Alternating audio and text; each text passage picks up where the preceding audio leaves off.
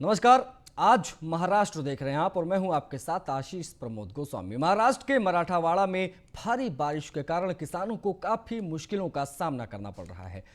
किसानों की समस्याओं को देखते हुए मुख्यमंत्री उद्धव ठाकरे ने कहा कि सरकार होने के नाते हम किसानों को हर संभव मदद का आश्वासन देते हैं। दरअसल मुख्यमंत्री उद्धव ठाकरे ने राहत एवं पुनर्वास विभाग के साथ मराठावाड़ा में हुई भारी बारिश की समीक्षा की। इस दौरान मुख्यमंत्री ने कहा कि प्रशासन इस प्राकृतिक आपदा में नागरिकों के बचाव कार्य पर ध्यान देने के साथ ही साथ एजेंसियों के बीच समन्वय बनाए रखते हुए मुख्यमंत्री ने मुख्य सचिव सीताराम कुंटे और प्रमुख सचिव राहत एवं पुनर्वास असीम कुमार गुप्ता को भी निर्देश दिए।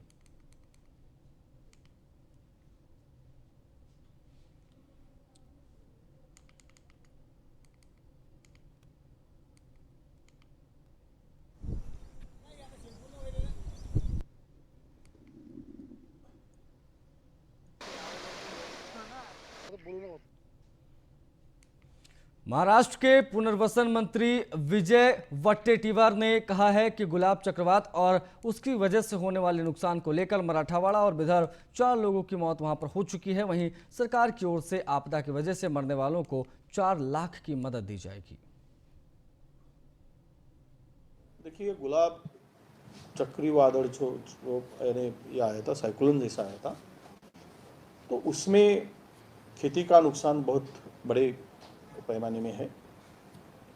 अभी इसमें विदर्भ और मराठवाड़ा मिलकर केवल 4 लोगों की मृत्यु हुई है। उसमें भी बस बह जाने की वजह से हो गई, वो यवतमाल डिस्ट्रिक्ट में हुई। और खेती के नुकसान और जानवरों का नुकसान ये काफ़ी बड़ा हुआ है। हमने जो माहिती लिया, अभी इस साल पूरे साल भर में करीबन 17 लाख हेक्टर खेती का नुकसान हुआ है।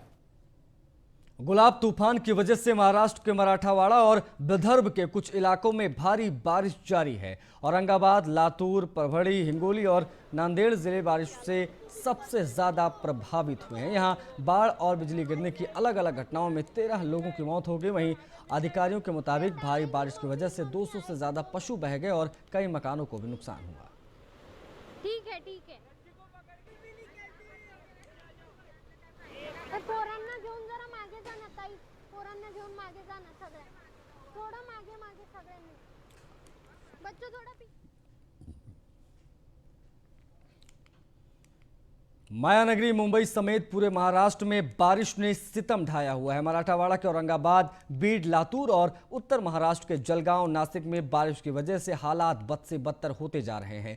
नासिक शहर में चक्रवाती तूफान गुलाब का भी असर देखने को मिल रहा है। शहर की गोदावरी नदी अपने उफान पर है तो गंगापुर डैम लबालब भर चुका है। डैम भर जाने की वजह से पानी बाहर छोड़ा जा रहा है, जिसकी वजह से कई इलाकों में बाढ़ आ गई है। शहर के मंदिर भी पानी में डूब चुके हैं। मराठावाड़ा के 8 जिलों में 25 लाख हेक्टेयर भूमि पर लगी फसल पानी की वजह से प्रभावित हुई है।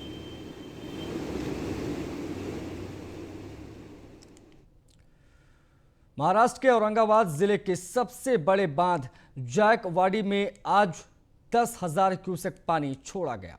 आपको बता दें कि जिले में पिछले 8 दिनों से भारी बारिश हो रही है। छोटे बड़े तालाब पूरी तरीके से भर गए हैं। वहीं गोदावरी नदी के तट पर बने जायकवाड़ी बांध में पानी 95% तक भर जाने की वजह से आज जायकवाड़ी बांध के 4 दरवाजे खोलकर 10,000 क्यूसेक पानी छोड़ दिया गया। इसके लिए गोदावरी नदी के तट पर बांध के नीचे जो गांव है उन्हें सतर्क रहने के लिए कहा गया है।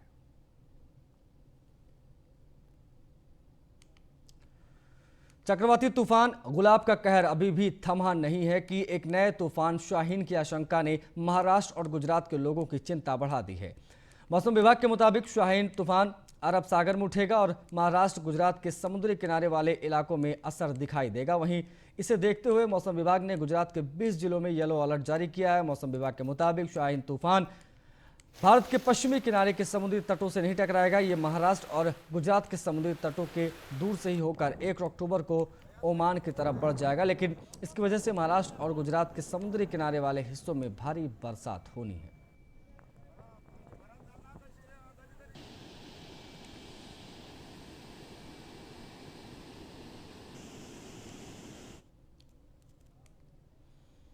लातूर जिले के पोहरे गांव के मांजरा नदी में आए बाढ़ में फंसी 3 लोगों को प्रशासन ने हेलीकॉप्टर की मदद से सही सलामत बाहर निकाल लिया। बता दें कि पिछले 4 दिनों से लातूर में हो रही भारी बारिश के चलते कई इलाकों में बाढ़ जैसे हालात हो गए हैं। वहीं मांजरा नदी में आई बाढ़ की वजह से पोहरे गांव इलाके में खेत में फंसे 3 किसानों को सेना ने हेलीकॉप्टर की मदद से बचा लिया। बता दें कि जिले के मंत्री अमित देशमुख और जिला कलेक्टर पृथ्वीराज के नेतृत्व में लोगों को आपदा की स्थिति में बचाने की मुहिम शुरू की गई है।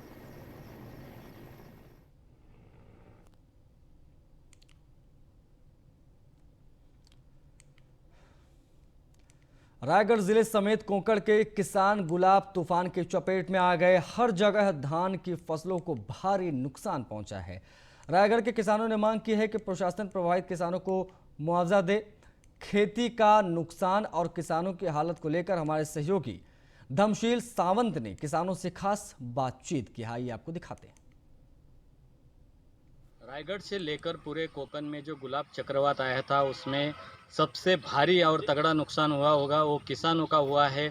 किसानों का जो धान है वो पूरे पानी में भीग गया है। मैं आज जिस खेती में खड़ा हूँ वहाँ पे 1.5 फुट पैर अंदर गए हैं और अगर हम देखें तो किसान के आंखों में पानी है। किसान रो रहा है, सरकार ने मदद करनी चाहिए ऐसे उसकी मांग है। हम उससे जान लेते हैं कि क्या कहना है उनका, क्या कहेंगे। सब ये कहने की बात यह है, मैं रायगढ़ जिला किसान संगठन का अध्यक्ष हूँ और मैं ज़िला में पूरी जगह से खेती में जाकर किसानों की बातचीत करता हूँ। आज भी मैं ऐसा ही किसानों के खेत में आया हूँ और ये जो आप जो पीछे से देख रहे हैं वो उससे देखने के बाद ये पता चल रहा है कि किसान को कितनी तकलीफ हो रही है। जो आंधी आता है उसमें से ये जो पूरा जो है चावल का जो धान है वो पूरा गिर जाता है। सरकार ने किसान के पीछे खड़ा रहना चाहिए, उसको जीवित रखने के लिए अच्छे से मदद करनी चाहिए, मुआवजा देना चाहिए ऐसा कह रहे हैं। हम जिसके खेती में खड़े हैं वो किसान हमारे साथ है। क्या कहेंगे दादा, क्या किस प्रकार का नुकसान है। कुछ भी मिलने वाला है नहीं ये साल, और जो पैसा लगा है वो पैसा भी डूब गया है ज़मीन के अंदर। इसीलिए सरकार ने ये सोचना चाहिए कि सबसे गरीब में गरीब है वो किसान है और किसान के ऊपर सरकार ने ध्यान देना मांगता है। अभी यही जो मेरी नुकसान हुआ मांग है है। पूरा पानी में है, आप भी यहाँ पे गिर रहे हैं, वो धान उठाते समय क्या कहेंगे। अभी ये जो धान है वो बारिश तो हमेशा गिरता रहता है, इसलिए वो निकल भी सकता नहीं। मैं रायगढ़ से लेके कोकन के किसानों पर अभी बहुत बड़ी मुश्किलें सामने उनके खड़ी रही है। उनका जो पूरा धान है वो पूरा मिट्टी में गया है। वो जो धान है पानी में भीगकर वो धान बड़े पैमाने में उसका नुकसान हुआ है। सरकार ने हमें इसका मुआवजा देना चाहिए, नुकसान भरपाई देनी चाहिए ऐसी मांग बड़े पैमाने में किसान लोग कर रहे हैं। न्यूज़ 1 इंडिया के लिए धम्मशील सावंत, रायगढ़ कोकन। रायगढ़ के बाद बात करेंगे बुल्ढाड़ा जिले की। तो बुल्ढाड़ा में खड़कपूर्णा प्रकल्प में 1,10,000 क्यूसेक पानी छोड़ने के चलते खामगांव जालना महामार्ग लगातार दूसरे दिन भी बंद रहा, जिसके चलते मार्ग पर यातायात बाधित रहा। हालांकि जिले में बारिश बंद होने से लोगों को थोड़ी राहत जरूर मिली है, लेकिन खामगांव जालना महामार्ग पर 8,10,000 फुट ऊपर पानी बह रहा है। 8-10 फुट ऊपर पानी बह रहा है। महामार्ग बाधित होने की वजह से करीब 10 किलोमीटर तक वाहनों की लंबी कतार लग गई। ऐसे में वाहन चालकों को काफी परेशानी हो रही है।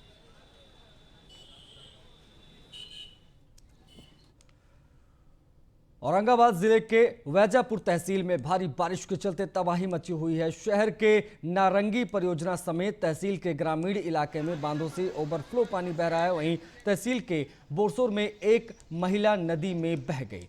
तहसील के कई गांवों में नदी और नाले उफान पर है। नदी के जलमग्न होने से कुछ गांवों का संपर्क तक टूट गया और नागरिकों को सुरक्षित जगह पहुंचा दिया गया है।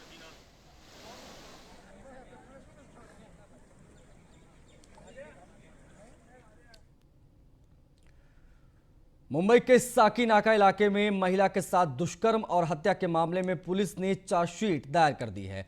मुंबई पुलिस की ओर से दायर की गई 350 पेज की चार्जशीट में दरिंदगी की दास्तान और आरोपी के हवानियत का पूरा कच्चा चिट्ठा है। बता दें कि महाराष्ट्र के मुख्यमंत्री उद्धव ठाकरे ने इस मामले में 1 महीने के भीतर चार्जशीट दाखिल करने के लिए आदेश दिए थे, जिसके बाद मुंबई पुलिस की ओर से महज 18 दिनों में आरोप दायर कर दिए गए। गौरतलब है कि साकीनाका इलाके में 9 और 10 सितंबर की रात को 45 साल के शख्स ने 31 वर्षीय महिला से कथित तौर पर दुष्कर्म किया था, जिसके बाद पीड़िता की मौत हो गई थी।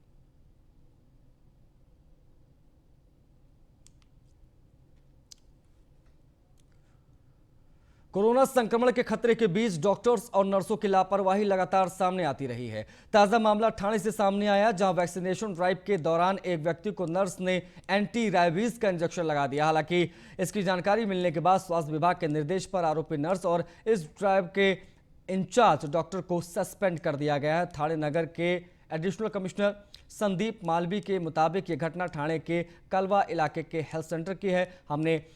हमने एंटी रेबीज का इंजेक्शन लगाने वाली नर्स और डॉक्टर को सस्पेंड कर दिया है।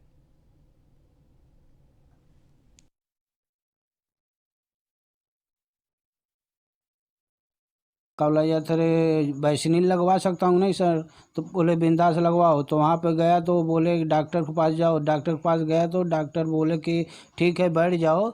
और उतने पे वो गए अंदर गए तो फिर सिस्टर मेरे को बुला के अंदर कुर्सी बैठा के वैक्सीन के इंजेक्शन दिया। वैक्सीन दिया क्या था दिया मेरे को नहीं मालूम। वो फिर आधार कार्ड दिया तो मेरे को बोले कि क्यों आधार कार्ड। उतने पे वो माथे पे हाथ रख के तो टेंशन में हो गई। तो मैं पूछा उनको काहे का इंजेक्शन, तो एक मामा था वो बोला कि इंजेक्शन काहे के लिया। मैं बोला वैक्सीन का। बोले वो कुत्ते के लगा दिया है। बढ़ते आगे, मुंबई में लगातार हो रही बारिश के चलते सड़कों पर जगह जगह बने गड्ढों के चलते लोगों को काफी दिक्कतें हो रही हैं। परेशानी का लोगों को सामना करना पड़ रहा है।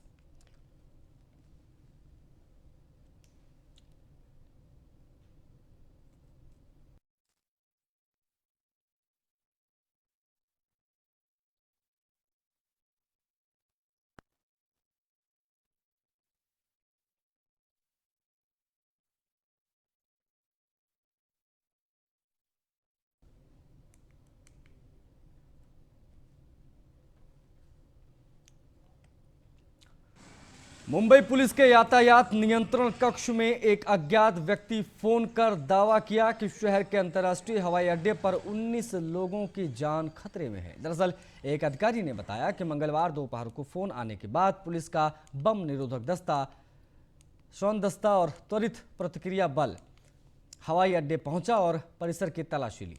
उन्होंने सीआईएसएफ को भी सतर्क किया, लेकिन कुछ भी संदिग्ध नहीं मिला। अधिकारी ने बताया कि फोन करने वाले का अभी पता नहीं चल पाया। फिलहाल पुलिस ने अज्ञात व्यक्ति के खिलाफ केस दर्ज कर तलाशी अभियान तेज कर दिया है।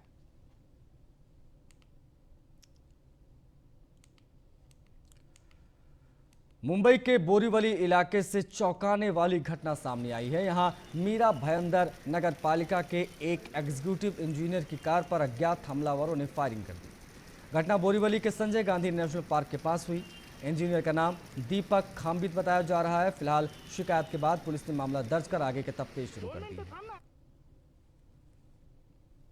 एग्जीक्यूटिव इंजीनियर मीरा भाईंदर के ऑफिसर हैं, वो जा रहे थे उनके घर पे। मीरा भाईंदर ऑफिस से घर पे इधर आते टाइम पे दो बाइक पे आ गए और 6:10 में उनके गाड़ी के ऊपर फायरिंग हुआ है। कोई इंजोर्ड नहीं है।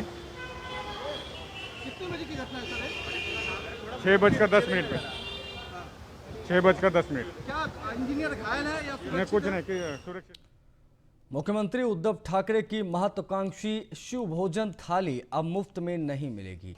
भोजन का आनंद लेने वालों को 1 अक्टूबर से 10 रुपये प्रति थाली भुगतान करना पड़ेगा। साथ ही पार्सल सेवा भी बंद कर दी जाएगी। इस संबंध में राज्य के खाद्य नागरिक आपूर्ति व ग्राहक संरक्षक विभाग ने शासनादेश जारी किया है। इसके अनुसार शिव भोजन केंद्रों पर शिव भोजन थाली की पार्सल सेवा बंद कर दी जाएगी। शिव भोजन केंद्रों के प्रति दिन 1.5 गुना थाली वितरित करने के लक्ष्य को घटाकर 1 अक्टूबर से पहले की तरह कर दिया जाएगा। शिव भोजन थाली मुफ्त में वितरित करने की अवधि गत 14 सितंबर को ही समाप्त हो गई थी। इस बारे में सरकार का कहना है कि राज्य में कोरोना मरीजों की संख्या में तेजी से कमी आ रही है, इसलिए अलग अलग चरणों में कोरोना की पाबंदियों को भी शिथिल किया जाएगा।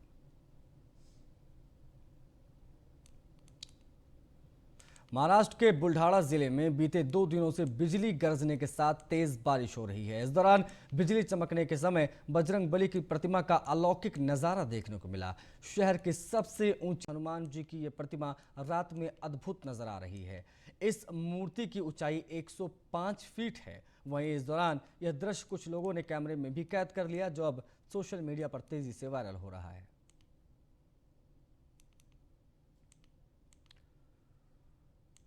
अब बात बॉलीवुड की तो एक्टर अक्षय कुमार की 5 फिल्में इस साल सिनेमा घरों में रिलीज होने जा रही हैं। हाल ही में दिए एक इंटरव्यू में अक्षय कुमार ने दर्शकों से थिएटर में वापस आकर एंटरटेनमेंट इंडस्ट्री को पुनर्जीवित करने में मदद करने के लिए गुहार लगाई। अक्षय कुमार ने कहा कि एक साल में फिर से मेरी 4 से 5 फिल्में रिलीज होने वाली हैं और यह एक अच्छा एहसास है, चीज़ें वापस सामान्य हो रही हैं। अक्षय कुमार के अनुसार वो पिछले 1.5 साल से दर्शकों को मनोरंजन दिखाने के लिए सही समय का इंतजार कर रहे थे।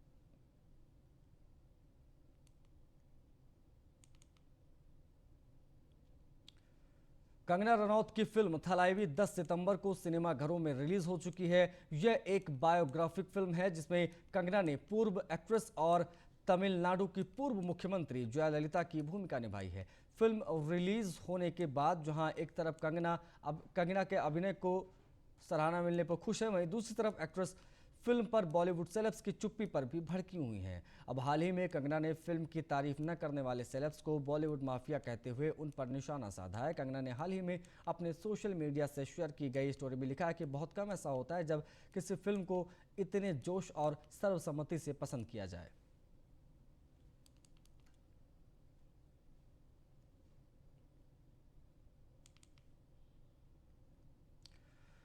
तो कंगना रनौत एक बार फिर से ट्रोलर्स के निशाने पर आ गई हैं। उन्हें कोरोना महामारी के बीच लापरवाही दिखाने पर जमकर ट्रोल किया जा रहा था। दरअसल कंगना रनौत मंगलवार को मुंबई एयरपोर्ट पर स्पॉट की गई। एयरपोर्ट टर्मिनल पर जाते हुए कंगना रनौत ने मीडिया के कैमरे के सामने पोज दिए, लेकिन इस दौरान उन्होंने ऐसी गलती कर दी जिसकी वजह से कंगना सोशल मीडिया पर ट्रोल हो गई। दरअसल कंगना रनौत ने इस दौरान फेस मास्क नहीं लगाया हुआ था।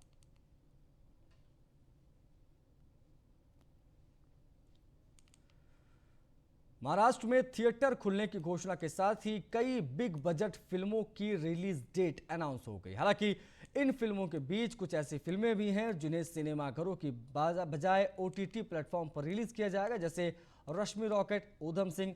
अब इस बीच विद्युत जामवाल की अपकमिंग फिल्म सनक की रिलीज डेट भी उससे भी पर्दा उठ गया है। OTT प्लेटफॉर्म डिज्नी प्लस और हॉटस्टार ने यह घोषणा कर दी कि सनक 15 अक्टूबर 2021 को रिलीज की जाएगी।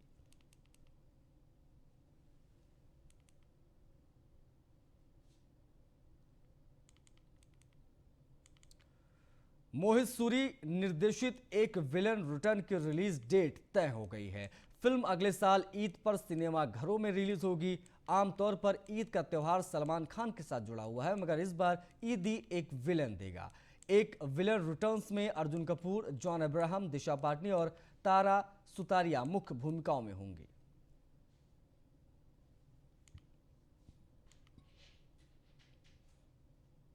अब बात शेयर बाजार की तो आज शेयर बाजार में तेजी से उतार चढ़ाव देखने को मिले।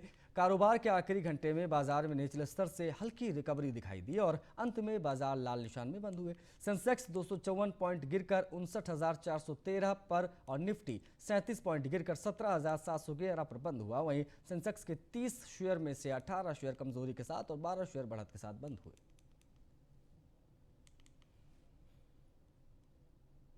आज महाराष्ट्र में आज के लिए बस इतना ही। नमस्कार।